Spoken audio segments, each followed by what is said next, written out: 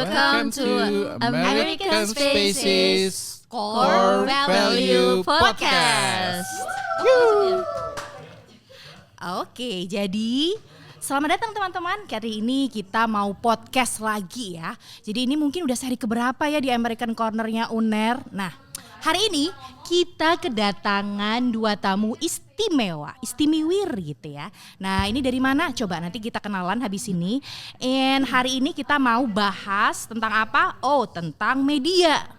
Ya, bagaimana sih pentingnya media, bagaimana media bisa menjembatani program-program di American Corner, khususnya di American Corner UNER atau di American Corner di tempat-tempat yang lain. Oke, langsung aja, kita nggak usah lama-lama. Hari ini kita kedatangan dua tamu istimewa. Kita mulai dari Voice of Istiqlal. Boleh dong kenalan? Halo semuanya, saya Hala Fadila dari Voice of Istiqlal. Yang tahun ini adalah tahun kedua ya sejak berdirinya Voice of Istiqlal dari 2023. Wow, selamat datang. Kasih, semoga bisa menikmati American Corner UNER dan iya. Surabaya. Oke, lanjut ya. Jadi guest special kita siang hari ini dari jauh-jauh dari mana? Dari Bandung, guys. Yuk kita sambut bersama salah satu local staff dari American Corner Bandung. Silahkan Bapak, boleh memperkenalkan diri? Terima kasih. Halo semua. Saya Yoka Adam Nugraha. Biasa dipanggilnya Kang Yoka ya kalau dari Bandung. Kang Yoka. Alhamdulillah kumaha damang gitu ya. Damang. Iya, sehari-hari di perpustakaan, kemudian di perpustakaan kami di Institut Teknologi Bandung ada American Corner. Salah satu bagiannya untuk aktivitas yang dilakukan di perpustakaan melalui American Corner tersebut. Wow. Ya. Luar biasa, kita kedatangan dua tamu, Kang Yoka dari Bandung dan dari Voice of Istiqlal, luar biasa ya.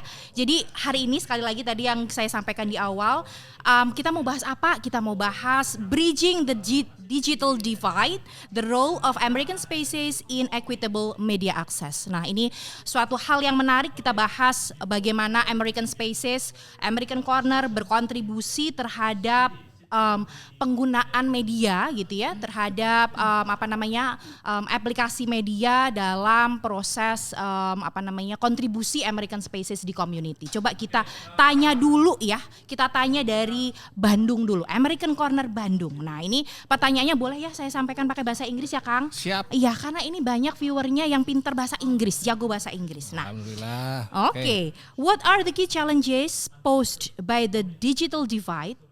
And how do American Spaces address these issues to promote equal access to information? Oke. Jadi mungkin di sini kata kuncinya yang bisa kita ambil itu digital divide ya. Mungkin di sini saat ini generasi Gen Z ya, generasi Gen Z yang lebih banyak. Juga kita jangan lupakan generasi-generasi sebelumnya ya. Mereka juga berhak untuk mengakses informasi itu melalui media-media baru mungkin ya seperti itu. Nah, kebetulan di American Corner ini ada beberapa fasilitas yang bisa kita manfaatkan. Misalnya seperti e-library USA database, kemudian terkait dengan pelatihan-pelatihan atau training-training. Karena dengan hadirnya media-media baru, khususnya yang terkait dengan digital native ini, itu juga memunculkan seperti persoalan-persoalan baru yang harus kita care ya, misalnya seperti terkait privasi untuk informasi individu, kemudian juga terkait keamanan data. Kan kalau zaman dulu mungkin ada SMS tipu-tipu, sekarang lebih ngeri lagi kan, ada WhatsApp yang isinya link yang bisa install aplikasi dan gitu ya. Betul. Nah, itu harus literate ya, tidak hanya digital native generasi saat ini Gen Z atau milenial, juga semua generasi, karena ini isu nyata yang dihadapi oleh kita semua. Mungkin itu sih salah satu concern dan key challenge yang bisa dari kami di American Corner Bandung berikan gitu. Menarik banget. Nah, sekarang gimana sih kalau penerapan media gitu ya untuk menjembatani ketimpangan informasi. Nah, yang bisa diakses oleh teman-teman di American Corner Jakarta, khususnya di Voice of Istiqlal. Nah, kita mau dengar bersama-sama, silahkan. Ya, makasih Mbak. Jadi Voice of Istiqlal itu kan masih baru ya, masih baru. Tahun dan berapa? Mohon maaf. 2023 Oh, berdirinya. Nah, jadi saat ini kita masih meraba tuh bagaimana merich audience gitu kan. Walaupun dia emang posisinya di dalam Istiqlal, yang katanya ya dapat audiensnya mungkin kemungkinan besar lebih banyak gitu kan, karena ada trust gitu kan kepada Istiqlal gitu. Nah, tapi dengan berdirinya Voice of Istiqlal itu pun nggak sembarangan ngambil speaker gitu, karena kita posisinya di dalam Istiqlal pun kita harus kayak memilih bagaimana backgroundnya speaker tersebut ataupun komunitas yang kita ajak kolaborasi begitu. Untuk media pun kita masih sederhana banget dengan menggunakan Instagram dan website kami begitu.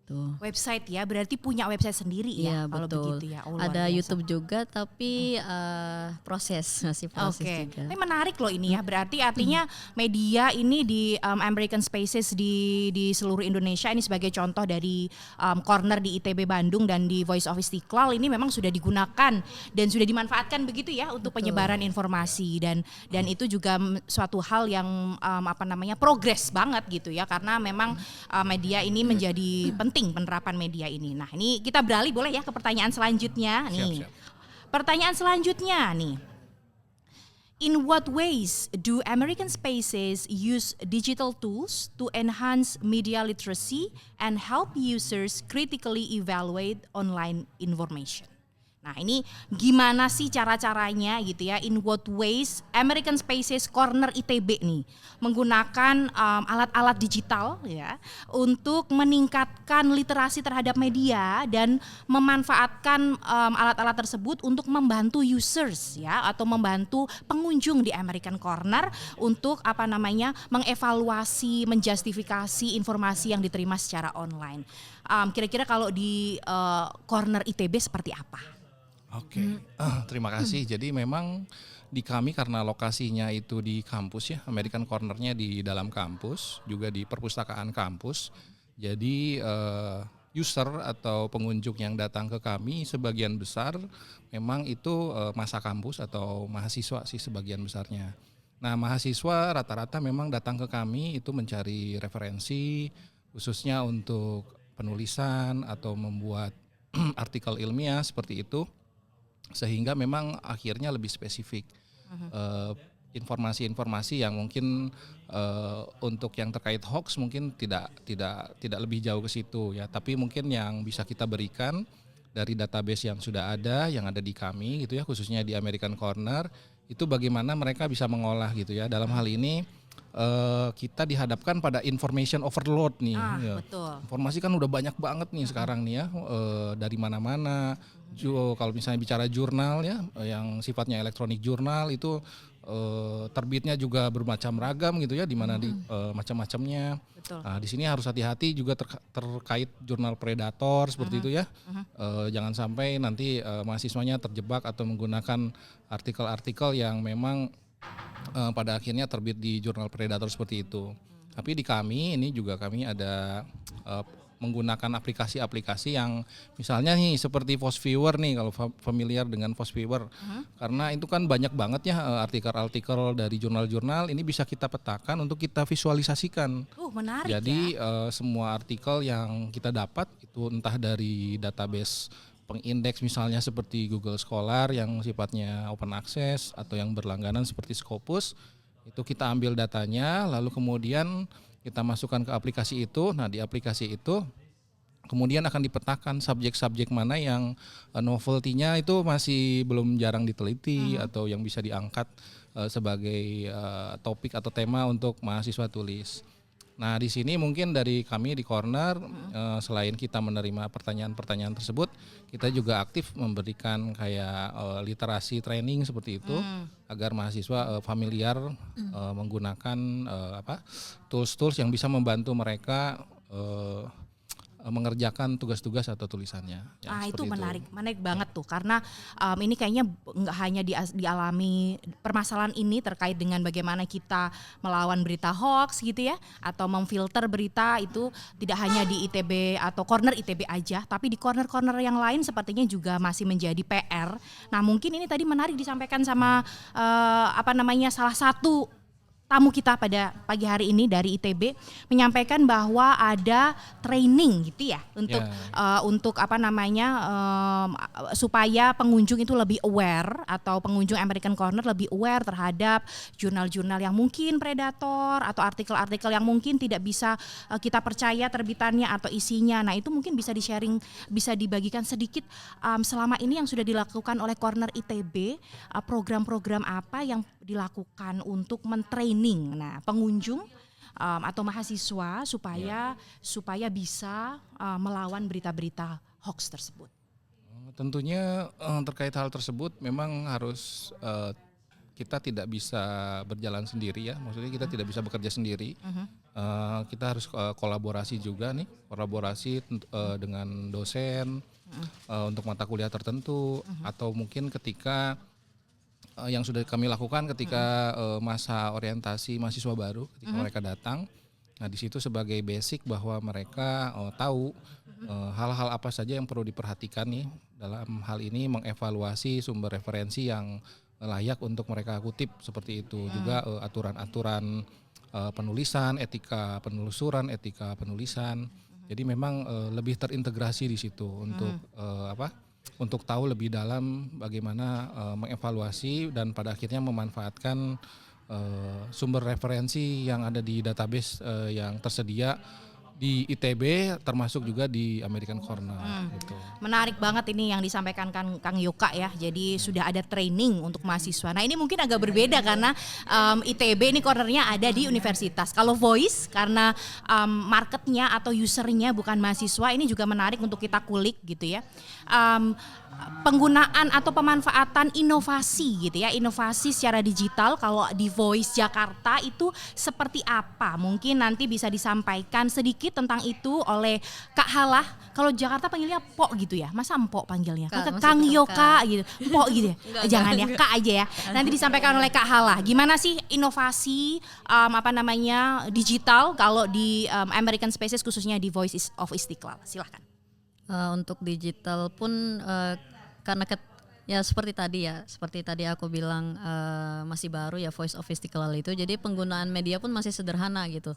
Dan kita reach out audiensnya masih jadi acara-acara kami itu masih seminar-seminar gitu, education dan training mengenai tolerance between religious gitu kan, ataupun pengenalan Amerika Serikat gitu kepada student-student yang ada di Madrasah Istiqlal ataupun PK UMI yang jadi dia program ulama yang menempuh S2 di dalam Masjid Istiqlal tersebut. Jadi itu masih sederhana sih. Menarik. Tapi kalau digital librariesnya seperti apa Kak Halah? Kalau di Voice of Istiqlal nih? Digital library E-Library USA apakah berjalan? Artinya user itu mendapatkan informasi bagaimana menggunakan. Kemudian ada training nggak? Kayak tadi yang disampaikan Kang Yoka gitu ya. Ada training buat user bagaimana untuk mencari artikel dan lain sebagainya. Asumsi saya pasti menggunakan E-Library USA gitu ya. Nah kalau di Voice of Istiqlal apa itu juga berjalan penggunaan E-Library USA-nya? Berjalan beberapa saat saja sih. Setelah itu mungkin ada kendala ya dari US Embassy-nya. Jadi mungkin penggunaannya nggak begitu sering gitu.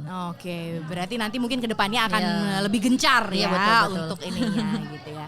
Oke baik kalau begitu terima kasih banyak ini sharingnya. Luar biasa kita dapatkan insight bagaimana penggunaan media literasi baik itu dari Corner ITB Bandung dari Kang Yoka luar biasa dan dari Kak Halah di Voice of Istiqlal. Semoga memberikan gambaran kepada kita semua karena ini adalah sebagai contoh pionir corner-corner di tempat yang lain. Baik terima kasih banyak, terima kasih sudah mendengarkan podcast kita pada siang hari ini. Sampai ketemu di seri berikutnya. Terima kasih banyak untuk speaker kita, tamu dan guest kita pada siang hari ini. Semoga kita ketemu di kesempatan yang amin. Oke, bye-bye. Dah semuanya.